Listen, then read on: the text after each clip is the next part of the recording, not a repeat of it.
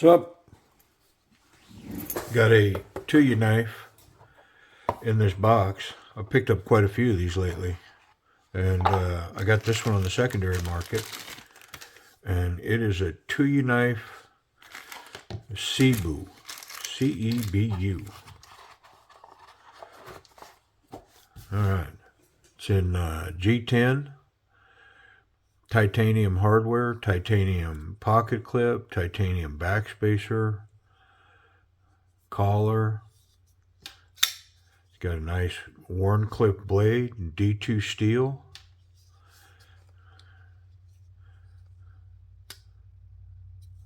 It was represented to me as in like new condition. It's definitely the factory edge on that blade.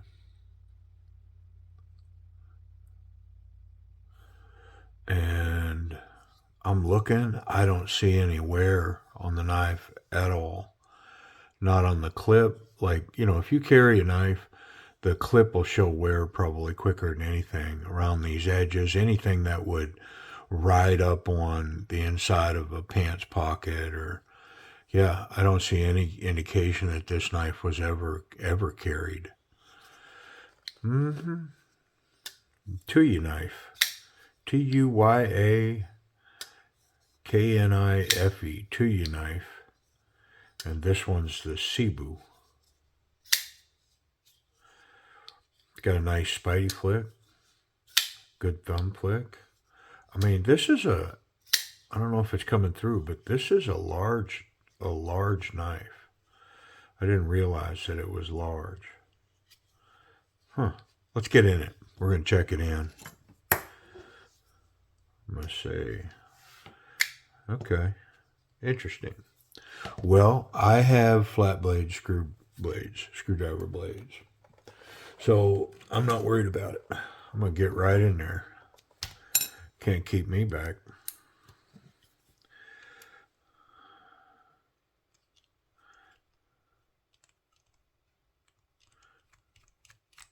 Yeah, pretty simple. I think he's got some Loctite in there. All right, these look like T8s. Yep. I'm going to keep trying to get everything off of this one side. See if we can keep it together. I think there's a little Loctite on that screw as well. Now, did it get loose right at the end there? Nope. It's spinning. That's all right. Got something for you. It's my little green machine. Yeah, so I picked up one TUYAKNIFE, and I liked it. It's actually, I mean, it's actually kind of a contender for one of my picks for the year. It's that good. And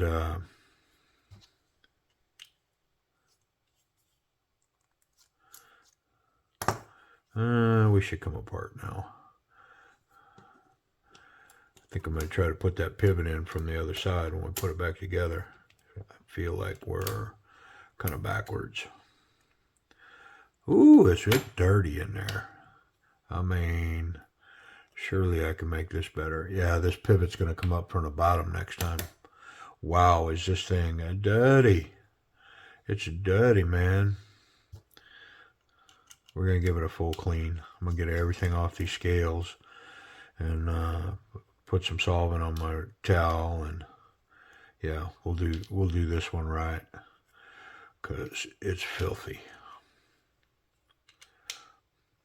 I mean, sort of brings into question the whole never been carried before thing, but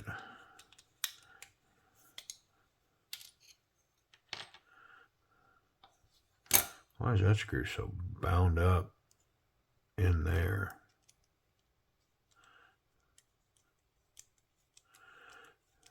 Interesting. It's literally bound up in the clip itself, and so I am going to make an effort to try to free that screw. There it goes. Okay. Whew.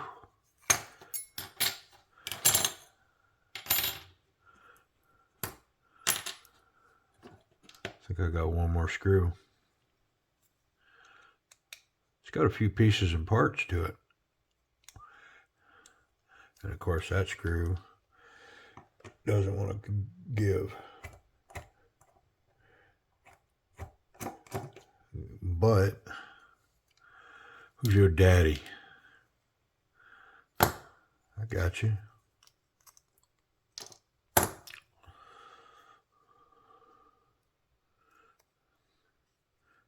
Oh, come on, man. It's a simple little thing. There we go. All right. Lots of pieces and parts. I'm actually going to leave this on standby because I think we may need it to get that out. All right. Let's get it cleaned up. Goodness, it was dirty. I mean, that never bums me out too much because something tells me that this knife's going to get a lot better because of how dirty the thing is. I mean, you get all this dirt out of here, something's got to improve. You would think. But I've said it before. The ones I think I'm going to make better, sometimes you put it back together and it's like, I don't know, is it worse? So I don't think there's any promises in this checking knives in thing. I had, I worked for a guy, what was it, 40 years ago, maybe? Going on 40 years ago. And he had a Toyota Celica. It was a doctor. He had a Toyota Celica that had, I don't know, like 300,000 miles on it. He just couldn't bring himself to get rid of it. It ran, got him from point A to point B. I mean, he lived in a really nice place in the foothills, down in, this was Tucson, Arizona. And had a beautiful place. And he loved to take private airplanes and pop over to Vegas and play craps. And, so he had a lifestyle that he maintained. And in that lifestyle, it didn't include fancy cars. So he just kept driving that thing. And he took it to a mechanic. And the mechanic said, we need to clean this engine. And he told me about it. And I something I knew as a kid, I was like, hold up. Sometimes that can cause more harm than good. That motor has been like that for so long. You go cleaning it up, and a lot of times you can cause more problems than good. Sometimes you're better off. It's like, they make these miracle magical engine flush chemicals and stuff. And you got an engine that's got, hundreds of thousands of miles on it.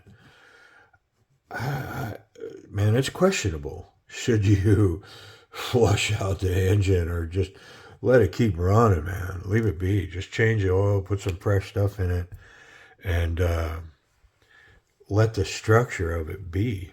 And sure enough, man, this dude steam cleaned that engine and flushed it out and, flushed out the radiator and he was going to revive this 300,000 or 400,000 mile car. I don't remember how many, but it was a lot. It was just one of those that was like, yeah, bro, just leave it. Let it, let it run until it dies. And so this mechanic did all that. And then that car was never right after that. It overheated. He had transmission problems. It wouldn't start. And it was just a perfect example of why sometimes you don't do that. I mean, that's my go-to. If I've got an old whatever like that, um, if it hasn't been maintained like that, I don't want to start it. Like, just leave it be, man. Change the fluids in it and let it go. Don't put chemicals in it that's going to loosen everything up and, fill up the oil pan with debris, whatever, you know. So that was a long story to talk about how it's possible I don't make this knife better. I end up making it worse. I think I'm gonna put those barrel spacers back in before I go messing around with everything else, because they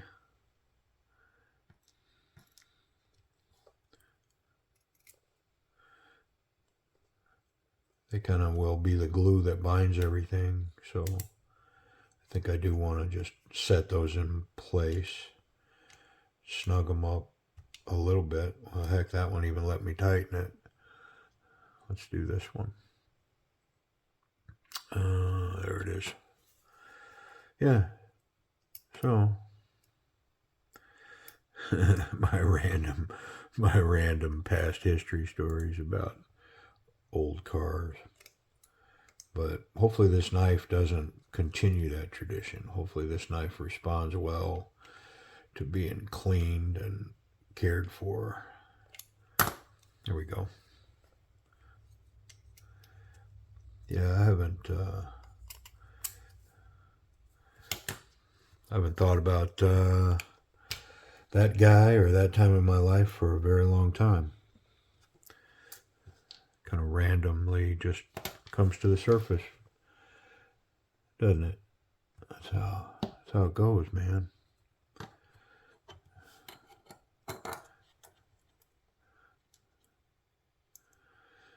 I mean, good components in here. Big stop pin, nice double row bearings.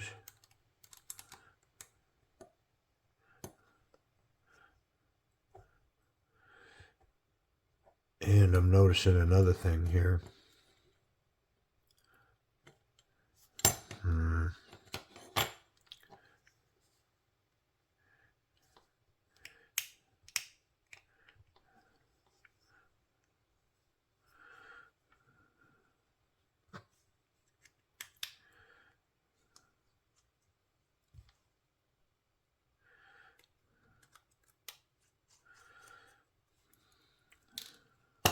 There we go. Goodness.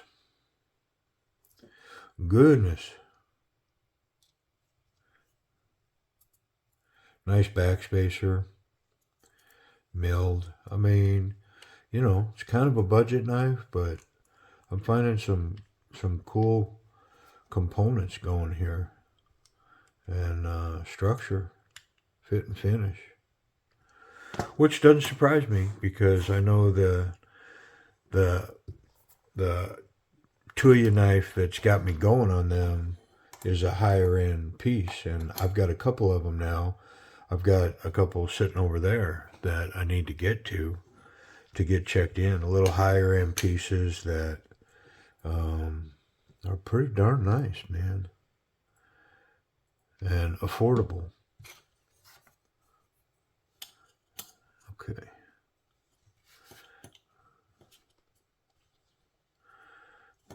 Something doesn't feel right about that.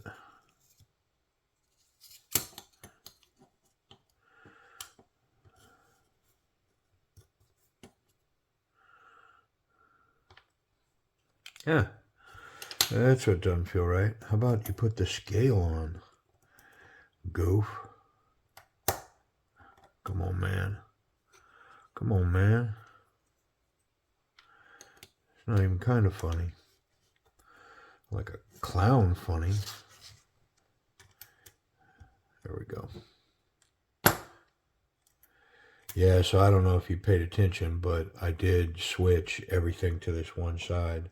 So I don't know if it came from the factory that way, or if the previous owner took it apart, but it was kind of cattywamped. Had stuff going on all fronts. And it's not like I am the grand poobah into how these things work.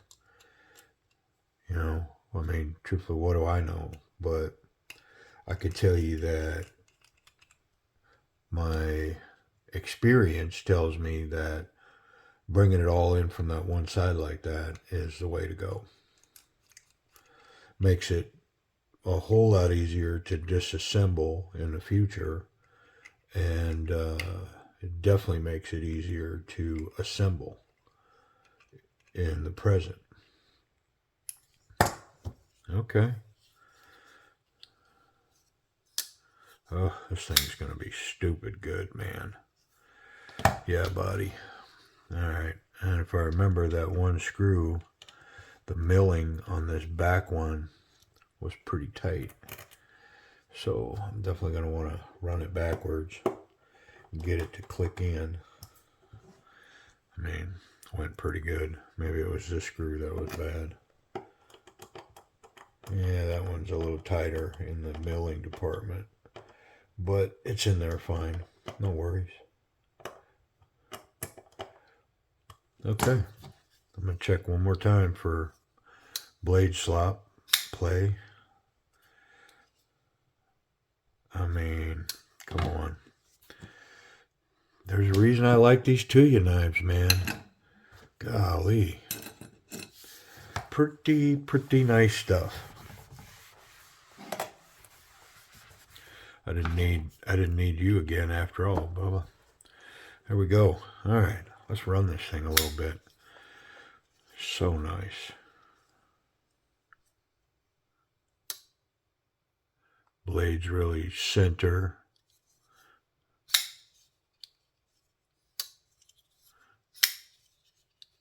Nice detent.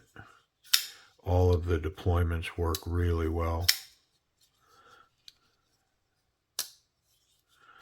Hydraulic, real good hydraulic drop action, and it sounds wonderful.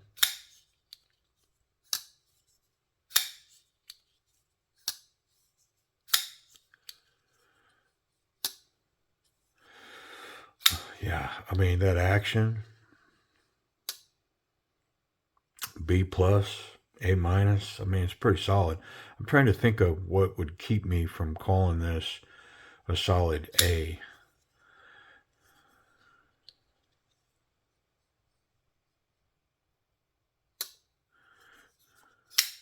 You check it without that detent, and it's just as free as it could be. I mean, let me think about this. It's got great access. It's scalloped here and lowered. It's got this jimping on the lock insert, so it's really easy to unlock. I mean, I'm gonna call it an A, not A plus. It's just I don't know why. It's just not like overwhelming me, but it's pretty darn good, man. I mean, it's really good. Ergonomics. So, I mean, the scale, you've got this is confident, this is very confident, and then we'll call this line right here not so confident. Well, this one clearly is going to be confident, but it is encroaching upon very confident. I mean, I think we're there at very confident, like the highest of the scale. And the reason being is because this jimping back here is aggressive. This jimping's aggressive. And then it's almost got like a sway back grip here that just melts into the grip. And so really planted here. Like this grip would be easy to maintain. This worn clip blade, it's got a needle sharp point on it. Just do this a little too hard and I could check my blood sugar for sure. It's got a choil. You can get all that business done. But yeah, super locked in. And then it's got this jimping on the spine that locks the thumb in. And it's good stuff, like slide, slide, slide, and then grip. That stuff right there. So this grip right here, this forward, man, it is, I mean, this one and this one. really solid grip. Pocket clip pretty much disappears. I can kind of feel it in there, but it's not hot. Speaking of that clip, let's see how it runs and does what it's supposed to do. Give it a quick check. Get over the thick stuff and it's going to be fine. Yeah, it didn't quite get over it the way it should. It doubled it over. So let me see if I can do it without doing that. If I can, I mean, that's better, but not quite. There we go. Now how does it run? Should go, not quite. It's not managing the thicker material. How about standard size jeans? Yeah, perfect, in and out.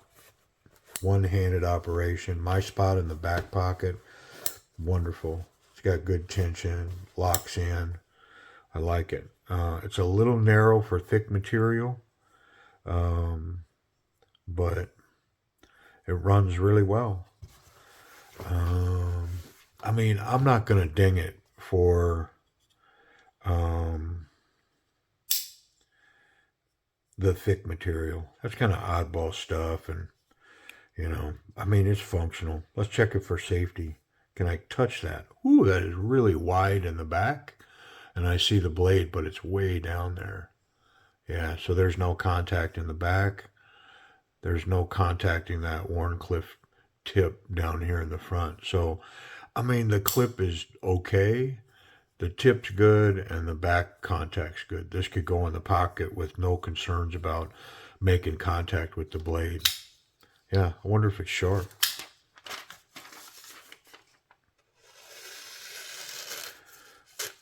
I mean, yeah, sharp, man, sharp. Really sharp. So what do we got left? Price and availability. Where can you find this thing? So I looked it up, and the only place I can find it right now is a Finland distributor. Lamnia, Lamnia. I will link their website down below. Now, getting a knife from them is sort of like getting one from China. My understanding is you're looking, 4 to 8 weeks to get your product shipped. The shipping's kind of expensive, but they've got a really good selection of just oddball knives that's hard to find other places. And if you buy $150 worth of product, they'll ship for free. So to me, if I can't buy $150, then I'm probably not going to buy a knife from them because shipping's like $23. So if I could save that $23, or if you think about it, 2 knives, in theory, would be saving about $40 in shipping. So I really would be looking to spend the $150 if I was going to buy from them. The other thing is secondary market. You can check eBay and see if you can find them there. So anyways, the TUYAKNIFE CEBU. Pretty darn nice knife. I like it. Thanks for watching.